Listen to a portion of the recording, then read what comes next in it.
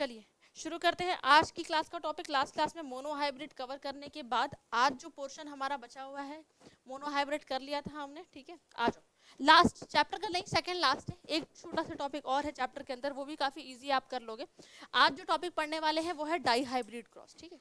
देखो, mono hybrid का मतलब था जब मेंडल साहब ने प्लांट के अंदर किसी भी एक कैरेक्टर को उठा लिया अपने मन से, तो उन्होंने वहां पर टॉलनेस की बात कर ली। टॉलनेस भी नहीं बोलना चाहिए, मुझे बोलना चाहिए हाइट के बारे में बात कर ली कि प्लांट कैसे होंगे, टॉल होंगे और डॉफ होंगे।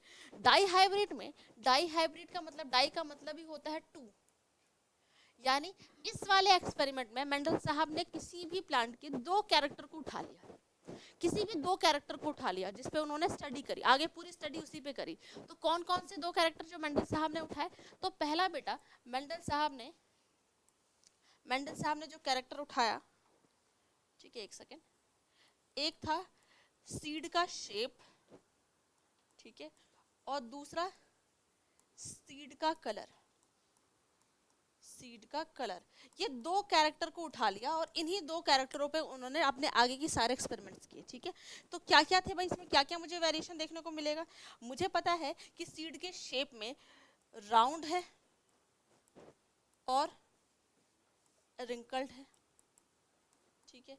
राउंड का मतलब सीड कुछ आपका ऐसा दिखेगा, रिंकल्ड का मतलब कुछ सीड कुछ आपका ऐसा दिखेगा, मटर का दाना, ठीक है। अगर मैं सीड कलर की बात करूं तो मुझे पता है येलो है और ग्रीन है, ठीक है जी। इतनी चीज आपको पता है, यानी आने वाले, अब इन्होंने इन दोनों कैरेक्टर पे अपनी स्टडी करी, दोनों कैरेक्टर पे इन्होंने एक्सपेरिमेंट करना शुरू कर दिया। अब आपको इतनी चीज तो पता है कि डोमिनेंट कौन सा है और रिसेसिव कौन सा, आप उस टेबल की हेल्प ले सकते हो। यानी ये दो जो कैरेक्टर है, ये दोनों डोमिनेंट कैरेक्टर के अंदर आते हैं, ये दोनों डोमिनेंट कैरेक्टर के अंदर आते हैं, और रिंकल्ड और ग्रीन आपका रिसेसिव के अंदर आ जाता है, रिसेसिव के अंदर आ जाता है। तो इतनी चीजें क्लियर हो गई, दो कैरेक्टर के बारे में बात करें, कलर के बारे में बात करें और शेप के बारे में बात करें। अब किया क्या वो देखो, किया क्या वो देखो, यहां से मैं शुरू करती हूँ डाई हाइब्रिड क्रॉस, ठीक है। ध्यान से सुनोगे, ठीक है। सबसे पहले उन्होंने राउंड येलो सीड को, सीड कैसा है, राउंड है और येलो है, ठीक है, क्रॉस कराया रिंकल्ड ग्रीन के साथ, रिंकल्ड ग्रीन के साथ। ये आपका क्या हो गया, ये हो गया आपका पेरेंट जनरेशन। ये क्या हो गया भाई, ये हो गया आपका पेरेंट जनरेशन। कैसे लिखूंगी इनका, कैसे इनसे कैसे सिंबल लिखूंगी? मुझे पता है राउंड का मतलब कैपिटल आर, कैपिटल आर, क्योंकि ये दोनों ही डोमिनेंट कैरेक्टर है, और येलो के लिए कैपिटल वाई, कैपिटल वाई, ठीक है। अब मुझे पता है कि जिस भी एलील का सेम है, मतलब राउंड डोमिनेंट है तो उसका रिसेसिव क्या है, रिंकल, तो उसी कैपिटल का स्मॉल वर्जन मुझे यहाँ यूज करना है, ठीक है। मैं यहाँ यूज करूंगी स्मॉल आर और स्मॉल वाई। अगर आपने यहाँ पे येलो के लिए कैपिटल वाई कर दिया और यहाँ पे ग्रीन के लिए कैपिटल जी कर दिया तो सारा खेल ही खत्म है आपका, ठीक है। वो मतलब ही नहीं बनता उस क्रॉस का। तो लिखने का तरीका यहाँ है।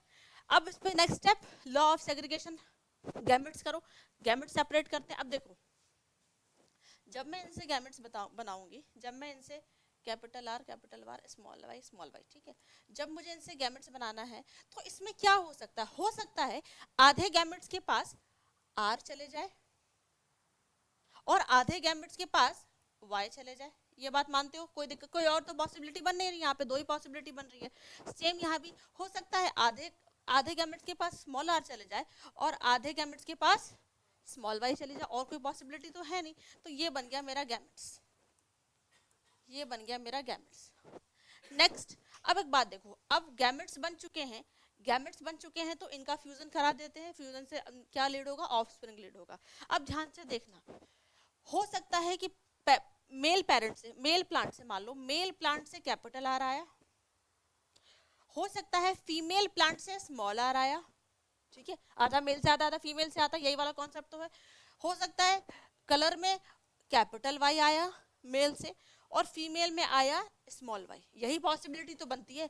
एक चीज ध्यान देंगे, कभी ऐसे नहीं लिखेंगे। देखो मैंने क्या लिखा, पहले मैंने शेप को उठा लिया, मैंने शेप का काम खत्म कर लिया कि कैपिटल आर स्मॉल आर, फिर मैंने कलर का काम खत्म किया, small capital Y small Y. अब कुछ बच्चे अगर ऐसे लिखते हैं कि कैपिटल आर आ गया, फिर हो सकता है स्मॉल वाई आ जाए, फिर हो सकता है स्मॉल आर आ जाए, फिर कैपिटल वाई आ जाए। ये तरीका नहीं है लिखने का, ये गलती नहीं करेंगे। अगर आप एक कैरेक्टर को उठा रहे हैं तो उसी का नेक्स्ट वाला कैरेक्टर को ही आपको साथ में लिखना है, ठीक है? ये गलती बिल्कुल गलत हो जाएगा। कैसा है फेनोटाइप? फेनोटाइप कैसा है? ये बन गया F1 जनरेशन, ये बन गया F1 जनरेशन। फेनोटाइप बताओ। बहुत बढ़िया, मुझे साफ साफ दिख रहा है कि आर का मतलब क्या है कि मेरे प्लांट कैसे होने वाले हैं भाई, राउंड होने वाले हैं, क्योंकि वो डोमिनेंट है, वो स्मॉल आर पे ओवर पावर हो जाएंगे। और कैपिटल वाई भी साथ में है, यानी राउंड, ये भी डोमिनेंट है, तो सारे प्लांट कैसे होंगे? राउंड और येलो होंगे, ठीक है? According to law of dominance यहाँ पे सेटिस्फाई हो गया कि जब भी F1 जनरेशन बनेगा तो जो भी कैरेक्टर डोमिनेंट होगा, सारे प्लांट यानी कितने भी प्लांट बने हुए सारे कैसे होंगे? राउंड येलो, ठीक है? नेक्स्ट स्टेप क्या है? इनकी सेल्फिंग करा दी उन्होंने, क्रॉस पॉलिनेशन करा दिया। नेक्स्ट स्टेप में देखो, यहाँ से मैं लिख देती हूँ करने का तरीका, जस्ट अ सेकेंड। इनका करा दिया मैंने, सेल्फिंग भी बोलते हैं इसे, क्रॉस पॉलिनेशन को सेल्फिंग भी बोलते हैं, ठीक है? उठा लो। अब मेरे पास जो पेरेंट्स है वो है capital R, capital R small R, capital Y small Y, और सेल्फिंग का मतलब सेम ही प्लांट के सेम ही फ्लावर के से करा रही हूँ, तो सेम लिखूंगी capital R small R capital Y small Y. अब ये आपके पेरेंट जनरेशन हो गए। अच्छा, ये जनरेशन हाइब्रिड है या प्योर है? हाइब्रिड है, ठीक है? इससे पहली वाली जनरेशन कैसी थी? हाइब्रिड थी या प्योर थी? प्योर थी। F1 जनरेशन हाइब्रिड है या प्योर है? हाइब्रिड है। तो ये सारी चीजें भी आपको, ये होमोजाइगस है, ये हेट्रोजाइगस है, ये सारे वर्ड्स भी आपको क्लियर होने चाहिए साथ ही साथ, ठीक है? आ जाओ, तो ये हो गए आपके पेरेंट जनरेशन। गैमेट्स बनाइए। अब देखो ध्यान से सुनना, ठीक है? अब यहाँ पे जब बच्चा गैमेट्स बनेंगे ना, तो ध्यान देना, यहाँ पे बच्चे बहुत गड़बड़ करते हैं, यहाँ पे गड़बड़ बहुत ज्यादा हो जाती है। अब सुनना, अब बहुत सारी पॉसिबिलिटी बन रही है, तुम देख रहे हो अलग अलग हो सकता है, पता नहीं किसके पास आर चले जाए, किसके पास वाई चले जाए, अलग अलग पॉसिबिलिटी बनती है। तो ऐसे टाइम पे क्या करना है, ध्यान से सुनो। पहले वाले को क्रॉस कराओ आखिरी वाले से, ऐसा लिख लो, कैपिटल आर, ध्यान से सुनो गैमेट्स बनाने का तरीका, कैपिटल आर, फिर कैपिटल आर, फिर स्मॉल आर, और फिर स्मॉल आर। जो ये पहला वाला मैंने इन्हीं दोनों को 4 बार लिख दिया, ठीक है? पहले कैपिटल आर का क्रॉस कराओ स्मॉल वाई के साथ, या इसके साथ करा लो कैपिटल वाई के साथ, कोई दिक्कत नहीं, पहले या तीसरे में से करा लो। तो कैपिटल आर कैपिटल वाई, फिर इसी कैपिटल आर का क्रॉस कराओ स्मॉल वाई के साथ, तो कैपिटल आर स्मॉल वाई, फिर स्मॉल आर पे आ जाओ, फिर स्मॉल आर का क्रॉस कराओ कैपिटल वाई के साथ, स्मॉल आर कैपिटल वाई, फिर स्मॉल आर का क्रॉस कराओ स्मॉल वाई के साथ, स्मॉल आर और स्मॉल वाई। ये पॉसिबिलिटी बनती है। करना क्या है, पहले सबसे पहले वाला जो लेटर लिखा उसको उठा लो, उसको थर्ड से कराओ, फोर्थ से कराओ। दूसरा लेटर को उठा लो, उसको थर्ड से कराओ, फोर्थ से कराओ। जब भी डाई मोनो हाइब्रिड में ऐसा पंगा नहीं फंसता था, उसमें इतनी possibility capital T small T थे, यहाँ बहुत सारी पॉसिबिलिटी बनती है। यानी हो सकता है कुछ गैमेट्स के पास ऐसा हो, कुछ के पास ऐसा हो, कुछ के पास ऐसा हो, तो ये सारी पॉसिबिलिटी हम बना के देख लेते हैं, ठीक है? जो यहाँ बना वही यहाँ पे बनेगा, कोई डिफरेंस तो है नहीं, सब तो एक ही है। तो यहाँ भी गैमेट्स बना लेते हैं, capital R capital Y, capital R capital Y, capital R small Y, small R capital Y, and last small R small Y. ये इतने सारे बन गए आपके गैमेट्स। अब नेक्स्ट स्टेप मैंने क्या बताया था, इनका क्रॉस करना है मुझे। अब देखो यहाँ पे क्रॉस बहुत बड़ा बनेगा, खुद देखो ना कैसे, वो तो इजी था, वो तो क्रॉस ऐसा था, आपने ऐसा करा दिया, ऐसा करा दिया, तो ये तो इजी से क्रॉस करके आपने बना लिया था। यहाँ पॉसिबिलिटी बहुत ज्यादा हो गई, तो इसके लिए मैंने आपको क्या बताया था, क्या बनाना है आपको, एक स्क्वायर बनाया, पुनेट स्क्वायर बनाना है। तो आ जाओ नेक्स्ट स्टेप में, देखो पुनेट स्क्वायर बनाओ, ठीक है? ये थोड़ा सा बड़ा बनेगा, ठीक है? 1 2 3 4, ठीक है?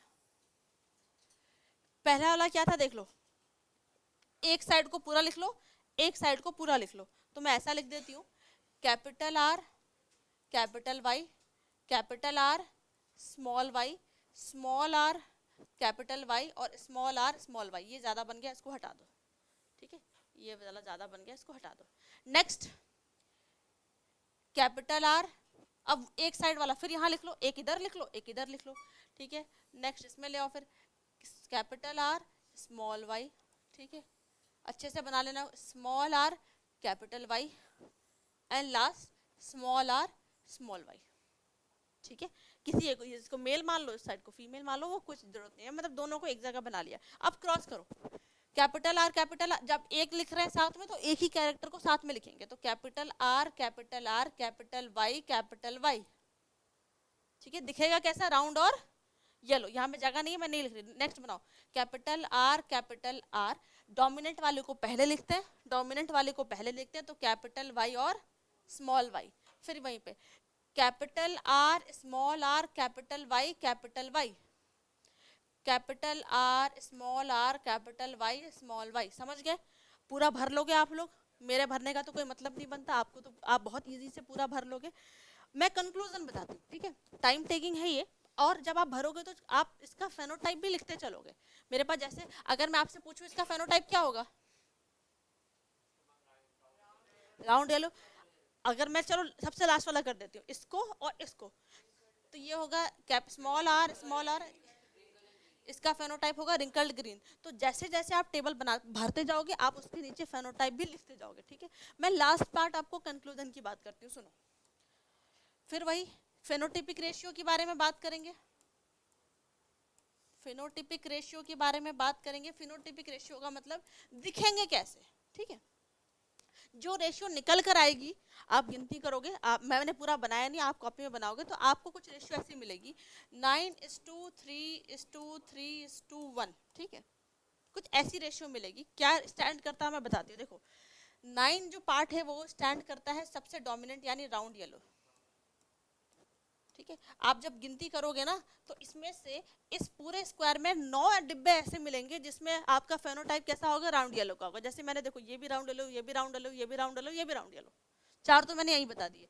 भरते जाओगे तो आपको 9 मिलेंगे टोटल ऐसा। जो ये थर्ड पार्ट है ये आपको स्टैंड करेगा राउंड और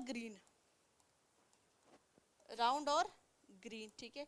यानी पूरे स्क्वायर बनाने के बाद 3 आपको ऐसे मिलेंगे जिसमें फेनोटाइप क्या होगा, राउंड और ग्रीन होगा, ठीक है। नेक्स्ट 3 आपको कैसे मिलेंगे, जो आपका रिंकल्ड येलो होगा, 3 और ऐसे मिलेंगे जो रिंकल्ड येलो होंगे, और एक जो मैंने आपको अभी बनाकर बताया ये सबसे नीचे वाला, ये आपको दोनों ही रिसेसिव कैरेक्टर है, दैट इज रिंकल्ड और ग्रीन, ठीक है। तो ये कुछ फेनोटिपिक रेशियो निकल कर आने वाला है जब आप डाई हाइब्रिड क्रॉस को बनाओगे, या आप अगर आपका रेशियो गड़बड़ आ रहा है, ये नहीं आ रहा है, इसका मतलब आपने क्रॉस में कुछ आपने गैमेट्स गलत बनाए हैं या आपने पेरेंट गलत लिया है या कुछ ना कुछ गड़बड़ी करी हुई है। ये रेशियो हमेशा ही फिक्स रहने वाला है, पहले भी मैंने बताया था मोनो हाइब्रिड का फिक्स रहेगा 3:1, यहाँ रहेगा 9:3:3:1, ठीक है। अगर मैं जेनोटाइप की बात करूं तो जेनोटाइप बहुत लंबा होगा, आपको गिनना मुश्किल है कि कितने बार कैपिटल आर साथ में है, कितने बार कैपिटल वाई स्मॉल वाई साथ में, बहुत लंबा सा जेनोटाइप लिखकर आएगा जो कि किसी को कैलकुलेट करना पॉसिबल नहीं है। तो जेनेटिक इन डाई हाइब्रिड क्रॉस हम जेनोटिपिक रेशियो की बात ही नहीं करेंगे ना, आपसे कभी जिंदगी में आपसे कोई पूछने वाला है कि डाई हाइब्रिड क्रॉस में जेनोटिपिक रेशियो क्या होता है। सबसे सिंपल करती हूँ, डाई हाइब्रिड क्रॉस में सिर्फ आपको ये याद रखना है, यानी जीन्स की बात ही नहीं करेंगे, इतने सारे कॉम्बिनेशन बन रहे हैं ना, तो पॉसिबल नहीं है गिनती करना कि कैसे गिनती करेंगे, कहाँ क्या लिखा कहाँ नहीं लिखा। तो हम जीनोटिपिक रेशियो के बारे में कोई भी बात नहीं करेंगे, हम डाई हाइब्रिड में सिर्फ फिनोटिपिक रेशियो पे बात करके खत्म करेंगे। आपको क्लियर है? पूरे क्रॉस बनाने के बाद 2 आपको नए कॉम्बिनेशन मिल रहे हैं पेरेंट्स के अलावा। राउंड येलो पेरेंटल जनरेशन है, जहां से शुरुआत करी थी, शुरुआत इसी से करी थी ना राउंड येलो के साथ। रिंकल्ड ग्रीन भी आपका पेरेंटल जनरेशन है। 2 अलग टाइप के प्लांट भी मुझे मिला राउंड ग्रीन और रिंकल्ड येलो, ठीक है। तो मेंडल साहब ने फिर फाइनली ये सारे पढ़ने के बाद इन्होंने तीसरा और लास्ट अपना जो लॉ दिया, जो डाई हाइब्रिड पे बेस्ड था, जस्ट अ सेकेंड, जो डाई हाइब्रिड पे बेस्ड था वो था, देखो, लॉ ऑफ इंडिपेंडेंट असॉर्टमेंट। समझाती हूँ, लॉ ऑफ इंडिपेंडेंट असॉर्टमेंट एक बार पढ़ती हूँ फिर समझाती हूँ। देखो, एलील ऑफ 2 और more different genes get assorted into gametes independently of one another. सुनो, मैंने राउंड ले लिया, ठीक है, मैंने रिंकल ले लिया। क्या राउंड और रिंकल आपस में कसम खाकर आए थे कि राउंड के साथ हमेशा येलो ही होगा और रिंकल के साथ हमेशा ग्रीन ही होगा? ऐसा तो कोई कसम नहीं खाया था उन्होंने। यानी ये डिपेंड नहीं करता कि कैरेक्टर आप कितने भी ले लो, अलग अलग मल्टीपल कैरेक्टर ले लो, हर कैरेक्टर का एलील अलग अलग तरीके से इंडिपेंडेंट होके अपने आप को एक्सप्रेस करेगा। देखो ये कहीं भी फिजिक्स नहीं था कि राउंड के साथ सिर्फ येलो हो सकता, बाकी कुछ हो ही नहीं सकता, लेकिन मैंने आपको प्रूफ करके दिखाया कि ये डिपेंड नहीं करता कि कैरेक्टर आपने कौन सा लिया, एलील आपने कौन सा लिया, ये हर कैरेक्टर अपने आप को इंडिपेंडेंट असॉर्ट करेगा। तो राउंड के साथ आपको ग्रीन भी देखने को मिला, रिंकल के साथ आपको येलो भी देखने को मिला। तो हर एलील अपने आप को इंडिपेंडेंटली, हर एक जब ऑफस्प्रिंग बनेंगे तो अपने आप को इंडिपेंडेंटली होके एक्सप्रेस करेगा। तो इसको बोलते हैं लॉ ऑफ इंडिपेंडेंट असॉर्टमेंट। ये कहीं भी डिसाइडेड नहीं है कि राउंड मतलब राउंड और येलो साथ में लगेंगे, रिंकल और ग्रीन साथ में लगेंगे, कुछ भी हो सकता है, कितने भी कॉम्बिनेशन बनाए जा सकते हैं, क्योंकि हर एलील अपने आप को फ्री है कहीं भी कैसे भी एक्सप्रेस करने के लिए। ठीक है, तो ये इन्होंने तीसरा लॉ बताया, तो ये लॉ भी लिख लोगे, पूरा डाई हाइब्रिड क्रॉस बना लोगे। ठीक है, एक काम मैं आपको और दूंगी, पहले आप बनाओ। ठीक है, आज मैं क्वेश्चंस भी कराऊंगी इसके सवाल कैसे आते हैं। तो आप डाई हाइब्रिड क्रॉस बनाएंगे, आप डाई हाइब्रिड क्रॉस बनाएंगे, ठीक है, और वो लॉ लिखेंगे। ठीक है, लॉ लिखेंगे फिर। चलो, क्रॉस देखने के बाद लास्ट टॉपिक है बेटा, देखो लास्ट चैप्टर का, इसके बाद से ना चैप्टर इवोल्यूशन पार्ट शुरू होता था, बट वो तो सारा कटा हुआ है। यहाँ पे आपका हेरिडिटी चैप्टर फाइनल खत्म हो जाएगा। छोटी क्लास में आप पढ़ चुके हो sex determination and human beings के बारे में, मेरे ख्याल से क्लास का हर बच्चा इसके बारे में जानता है कि कैसे ह्यूमन बींग्स के अंदर यहाँ सेक्स डिटर्मिनेशन का मतलब है जेंडर कैसे डिटरमाइन होता है।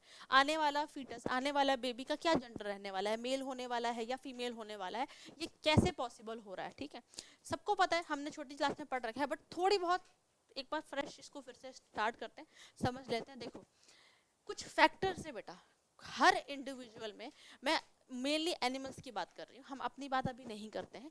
ठीक है, हमारे अंदर सबको पता है कैसे चीज़ें, कैसे जेंडर डिटरमाइन होता है, लेकिन कुछ एनिमल ऐसे हैं इनके अंदर जेंडर डिटरमाइन होना या सेक्स डिटरमिनेशन किसी अलग तरीके से होता है। हमारे अंदर कैसा होता है, हमारे अंदर इस बात पर डिपेंड करता है आने वाले बेबी का जेंडर कि हमारे सेक्स, हमारे सेल्स में कौन सा क्रोमोसोम आया, सेक्स क्रोमोसोम भी आया तो कौन सा आया, इस बात पे डिपेंड करता है हमारा जेंडर। ठीक है, लेकिन कुछ एनिमल ऐसे हैं जिनका जेंडर डिपेंड करता है इन्वायरमेंटल फैक्टर पे, जिनका जेंडर डिटरमाइंड होता है इन्वायरमेंटल फैक्टर पे, इन्वायरमेंटल क्यूज बोलते हैं। ठीक है, जैसे मैं आपको बताती हूँ, जैसे टर्टल है, एलिगेटर्स हैं, क्रोकोडाइल है। ठीक है, इनका जेंडर इस बात पे डिपेंड होता है कि इनका जो फर्टिलाइज्ड एग है वो कितने टेम्परेचर पे इंक्यूबेट किया गया है। जैसे अगर मैं बात करूं, जो टर्टल है, एलिगेटर्स हैं, क्रोकोडाइल है, अगर टेम्परेचर कम है यानी थोड़ा ठंडा है, तो आने वाली जो आने वाला टर्टल होगा या जो भी होगा एनिमल होगा वो मेल होगा। ठीक है, वो इनका इस बात पे डिपेंड करता है। ठीक है, दूसरा, अगर टेम्परेचर ज़्यादा है, थोड़ा गर्म इन्वायरमेंट है, वार्म इन्वायरमेंट है, तो जो उनका एग है उससे जो आने वाला एनिमल निकलेगा वो फीमेल होगा। इनका देखो इन्वायरमेंट पर डिपेंड कर रहा है कि ठंडा है या गर्म है। हमारे अंदर कोई ऐसा सीन नहीं होता, हमारे अंदर तो जीन्स पर डिटरमाइन करता है कि क्रोमोसोम कौन सा आया है बॉडी में। दूसरा, सैंपल पेपर कराते टाइम मैंने एक सवाल भी आपको एमसीक्यू में कराया था कि स्नेल्स थोड़ा अलग ही किस्म के हैं, इनका अलग ही फंडा है, इनके जेंडर डिटर्मिनेशन बहुत सारी चीज़ों पे होता है। ठीक है, इन्वायरमेंट भी बोल दो, मतलब बहुत मल्टीपल फैक्टर्स है, और ये ऐसे हैं कि इनको इनको फ़र्क नहीं पड़ता। ये मस्त मौला है, इन्हें फ़र्क नहीं पड़ता। जब ये जन्म लेते हैं जिस टाइम पे, तो इसे एक वर्ड बोलते हैं बायोलॉजी में हर्माफ्रोडाइट। इसका मतलब होता है कि जो बाइसेक्सुअली जन्म लेते हैं, मेल भी है और फीमेल भी है। ठीक है, बट अलग अलग कंडीशंस को देखने के बाद कि अगल बगल इन्वायरमेंट कैसा है, टेम्परेचर कैसा है, अगल बगल कितने मेल्स हैं, अगल बगल कितने फीमेल्स हैं, स्नेल्स अपने जेंडर को चेंज कर लेते हैं। ठीक है, हो सकता है मेल बनकर बड़ा, हो सकता है मेल बनकर हुआ और बाद में वो फीमेल बन गया, तो ये अलग अलग फैक्टर्स पर डिपेंड करता है। तो यहाँ से आपके सैंपल पेपर में एक सवाल पूछा गया था कि कौन सा ऐसा है जो अपने जेंडर को चेंज कर लेता, तो स्नेल्स है। ठीक है, तो वही मैं लिख देती हूँ एक बार, यहाँ मैं मेंशन कर देती हूँ, आप और कभी कभी ये भी पूछा जाता है सिर्फ स्टेटमेंट फॉर्म में, थ्योरी में, कि कौन से ऐसे फैक्टर्स हैं जो सेक्स डिटर्मिनेशन करते हैं। मैं सच बताऊँ 95% तक बच्चे नहीं लिख पाते, वो भूल जाते हैं, वो फैक्टर्स लिखने लगते हैं वो X Y Y X X करके। फैक्टर्स का मतलब है एक नॉन जेनेटिक, मतलब यहाँ जेनेटिक्स तो कोई इन्वॉल्व नहीं हो रहा, तो इसके अंदर आप लिखोगे इन्वायरमेंट में। जैसे मैं कुछ एग्जांपल लिख देती हूँ, अभी मैं जैसे बताया टर्टल्स, ठीक है, एलिगेटर्स, क्रोकोडाइल स्पेलिंग देख लेना, ठीक है। Temperature at which fertilized egg is kept determine sex, ठीक है। दूसरा यहाँ पे लिख देंगे, ये एक पॉइंट हो गया। दूसरा लिखो, snails can change their sex, ठीक है। ये अपना जेंडर बदल लेते हैं, ठीक है। जेनेटिक्स के अंदर हम अपनी बात करेंगे, जेनेटिकली के अंदर जो फैक्टर्स बात करेंगे वो हम अपनी बात करेंगे। जैसे ह्यूमन बींग्स, मैं यहाँ लिखती हूँ ह्यूमन बींग्स, जीन्स, ठीक है, human beings genes inherited from, क्या है इसको यार आज इतना ज़्यादा ये सेंसिटिव हो रहा है, from parents determines the sex of the offspring, ठीक है। फिर से एक बार समझा देती हूँ, जो मैंने आपको बताया है वही चीज़ें मैंने यहाँ लिखी हैं, ठीक है। इसके अंदर मैंने आपको बता दिया टर्टल्स हैं, जितने भी रेप्टाइल्स हैं, एलिगेटर्स हैं, क्रोकोडाइल है, किस टेम्परेचर पे उनका फर्टिलाइज एग रखा गया है वो डिटरमाइन करता है उनका सेक्स, ठीक है। Snails can change their sex, वो अपने सेक्स को, जेंडर को चेंज कर सकते हैं, ठीक है। Human beings genes inherited from parents, आपने अपने पेरेंट्स से कौन से जीन्स लिए हैं ये डिटरमाइन करता है आने वाले ऑफस्प्रिंग का जेंडर या सेक्स कैसा होने वाला है, ठीक है। तो मैंने 2 फैक्टर लिख दिए। ध्यान रहे जब फैक्टर पूछा जाए एग्जाम में कभी आपसे, तो आप ये 2 पॉइंट बना के लिखोगे, वहाँ नॉन जेनेटिक, यहाँ जेनेटिक्स, ठीक है। इस तरीके से लिखना होता है इस सवाल को। इतना करोगे फिर मैं ह्यूमन बींग्स के बारे में बात करूंगी, टॉपिक तो यही है, ठीक है। चलो नेक्स्ट टॉपिक की तरफ चलते हैं, आ जाओ। देखो कुछ बनाना नहीं है, ध्यान से देखो। यहाँ पे ना मैं कुछ ह्यूमन बींग्स के बारे में बात करने वाले हैं, तो थोड़ा बहुत जो डाउट है क्रोमोसोम्स वगैरह को लेकर वो आपको क्लियर हो जाएगा, ठीक है।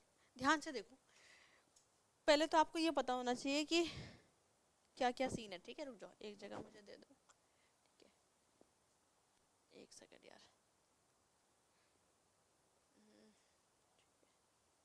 यही करते हैं, कोई नहीं, ठीक है। टोटल कितने क्रोमोसोम्स होते हैं बॉडी में? 46, ठीक है। 46 क्रोमोसोम्स होते हैं, 46 क्रोमोसोम्स होते हैं। अगर मैं पेयर की बात करूं तो ये 23 पेयर में एग्जिस्ट करते हैं, ठीक है। अब ध्यान से सुनना, ये 23 पेयर भी बेटा इसका भी थोड़ा सा डिवीजन है, ठीक है। कुछ क्रोमोसोम्स को हम बोलते हैं, कुछ क्रोमोसोम को, ठीक है, एक सेकेंड, ठीक है, कुछ क्रोमोसोम को बोलते हैं ऑटोसोम्स, ठीक है। कुछ क्रोमोसोम्स को ऑटोसोम्स बोलते हैं। ध्यान से सुनना, देखो एक छोटा सा डायग्राम है, ठीक है। यहाँ से देखो, क्रोमोसोम नंबर 1 2 3 4 5 6 7 8 9 10 11 12 14, यहाँ तक देखो।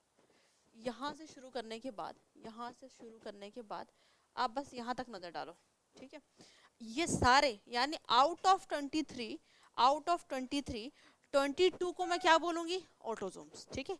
ये सब पेयर में है, सेम है, ये सब कैसे हैं मेरे? ऑटोसोम्स, यानी ये सब कैसे हैं मेरे? 22 पेयर्स मेरे क्या है? ऑटोसोम्स है। और एक आपको डिफरेंस दिख रहा होगा, मेल में भी, बाकी 22 मेल में भी सेम होते हैं, फीमेल में भी सेम होते हैं, ठीक है। ये सब डिप्लॉयड है। अब इधर देखो, यहाँ ध्यान देखो, एक क्रोमोसोम आउट ऑफ 23, एक क्रोमोसोम ऐसा है मेल में और फीमेल में जो थोड़ा सा अलग है, ठीक है, जो थोड़ा सा अलग है। इन्हें हम एलोसोम्स बोलते हैं, एलोसोम्स बोल लो, इन्हें हम एलोसोम्स बोलते हैं। और ये भी क्या एक ही है, ये भी कैसा, मेल में अलग होगा ये, और फीमेल के अंदर ये अलग होगा, ठीक है। मेल के अंदर ये कैसा है, मेल के अंदर इसके पास जो क्रोमोसोम्स हैं वो है एक्स और एक अलग है वाई। फीमेल के अंदर जो है वो दोनों ही एक्स है, यानी दोनों ही एक्स है, एक ही पेयर है, देखो एक ही क्रोमोसोम है दोनों। तो आउट ऑफ 23 22 तो आपको ऑटोसोम्स होंगे जिनका रिप्रोडक्शन से कोई लेना देना नहीं है। लेकिन एक जो पेयर है मेल और फीमेल में, इन्हें हम एलोसोम्स बोलते हैं।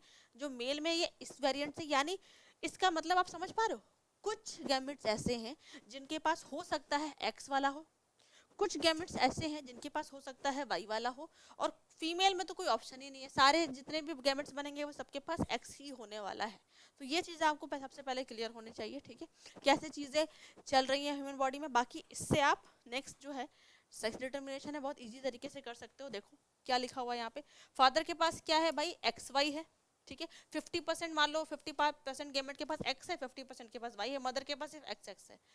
सेम वही सारा वही मेंडल का लॉ फॉलो होगा, पेरेंट जनरेशन आ गई, पेरेंट से मैंने गैमेट्स निकाल दिए, तो हो सकता है कि आधों के पास एक्स आ जाए, आधों के पास वाई आ जाए। यहाँ पर ऑप्शन ही नहीं है, सबके पास एक्स एक्स ही होने वाला है, ठीक है। अब फ्यूजन करा देंगे, एक बार ये एक्स मान लो, इस एक्स अगर मान लो फादर के पास से ये वाला एक्स आ गया और मदर के पास से ये वाला एक्स आ गया, फ्यूज करेगा एक्स एक्स बनेगा, तो the offspring will be female. हो सकता है फादर के पास से वाई वाला क्रोमोसोम आ जाए, मदर के पास से एक्स ही आएगा, तो अब ये क्या हो सकता है, एक्स वाई हो सकता है, अब ये मेल में बनेगा। वैसे ही देखो क्रॉस करके बनाया हुआ है, ठीक है, सेम वैसे ही क्रॉस करके आप चाहो तो पुनेट स्क्वायर का भी हेल्प लेके बना सकते हो, कोई दिक्कत नहीं है, लेकिन ये भी इजी तरीका है। एक बार इससे क्रॉस कराया, फिर एक बार इससे क्रॉस कराया, फिर इससे क्रॉस कराया, फिर इससे क्रॉस कराया, वही पहले एक्स को दोनों से क्रॉस करा दिया, फिर इस वाई को दोनों से क्रॉस करा दिया, ठीक है, ये आपके पॉसिबल ऑफस्प्रिंग बन गए, ठीक है। जैसे एक्स एस फीमेल है 50%, ये एक्स वाई और एक्स वाई, ठीक है, ये आपके एक्स एक्स है तो फीमेल है, एक्स वाई है तो मेल है। अब इससे एक सवाल जैसे आ जाता है बहुत पेपर में आपको कंफ्यूज करने के लिए, कि कोई कपल है जिसके दो मेल हैं, दो मेल बॉय हैं, ठीक है, दो लड़के हैं, और नेक्स्ट प्रोबेबिलिटी क्या है कि उनको गर्ल चाइल्ड होने वाली है, ठीक है। तो पहली चीज़ तो ये कि ये इस चीज़ पे कभी डिपेंड नहीं करता, कोई पॉसिबल प्रोबेबिलिटी ये नहीं होगी कि 30% चांस है 40% चांस है, ये टोटली 50-50% का चांस हो रहा है हर प्रेगनेंसी में। 50-50% का चांस होता है कि आने वाला ऑफस्प्रिंग, आने वाला बेबी का जेंडर क्या होने वाला है, तो वो बस आपको कंफ्यूज किया रह जाता है। आप अपने जब भी ह्यूमन बींग्स के बारे में बात होगी तो ये आपको डिसाइड रखना है कि 50% चांस है हो सकता है लड़का हो जाए, 50% चांस है हो सकता है लड़की हो जाए, ठीक है। और पूरे के पूरा फंडा किस पे डिपेंड करता है, जैसे कभी रिप्रोडक्शन चैप्टर से या हेरिडिटी चैप्टर से आपको कुछ ऐसे मोरल वैल्यूज वाले क्वेश्चन भी मिल जाते हैं, ठीक है, कि आप जैसे केस स्टडी पढ़ोगे तो आपको मिल जाएगा कि कोई सोसाइटी है जो फीमेल को ब्लेम करती है कि फीमेल ही डिटरमाइन करती है बेबी का सेक्स, तो ऐसा फीमेल कुछ डिटरमाइन नहीं, टोटली डिपेंड करता है कि फादर से आने वाला क्रोमोसोम कैसा है, ये डिटरमाइन करता है कि जो होने वाला फिटस है उसका क्या जेंडर रहने वाला है, ठीक है जी। क्रॉस बना लोगे, सबसे पूरे हेरिडिटी चैप्टर में आपको 2-3 चीज़ों का, मैं देखो चैप्टर यहाँ पे खत्म हो गया, ये तो गारंटीड सवाल आपको मिलने वाला है, सेक्स डिटर्मिनेशन करके बताओ। अब लिखने का तरीका बेटा ये देखो, मैंने ये इमेज जानबूझ के ऐसे लगाई, ये बहुत अच्छे तरीके से बना है। आप एग्जाम में अगर सोचोगे ना, आपने एक्स वाई लिख दिया, एक्स एक्स लिख दिया और सिर्फ क्रॉस करके चले आए, तो आप सोचोगे आपको फुल नंबर मिल जाए, मैं सच बताऊँ वो आधे नंबर पे आपको निपटा देंगे स्कूल में, ठीक है, कहीं भी बोर्ड्स में भी। लिखने की स्टेप है, सबकी मार्किंग होती है कि आपने पेरेंट लिखा, आपने गैमेट्स बनाया, आपने फ्यूजन किया, फिर ऑफस्प्रिंग बना के उसका रेशियो भी लिखा, तो कोई आपसे फिनोटिपिक और जेनोटिपिक रेशियो पूछे इसमें, तो आप लिख लोगे इसका, ये आप पे मैंने छोड़ दिया। क्रॉस बनाओ, मेरे को इस वाले क्रॉस का फेनोटिपिक और जेनोटिपिक रेशियो लिखकर बताओ, ठीक है। ये चैप्टर यहीं पे खत्म होता है, इसके बाद मैं सवाल कराऊंगी तो आपको आइडिया लग जाएगा कि क्वेश्चन आते कैसे हैं चैप्टर में, ये पूरा कवर करो, खत्म है चैप्टर का लास्ट पार्ट यही था, ठीक है जी।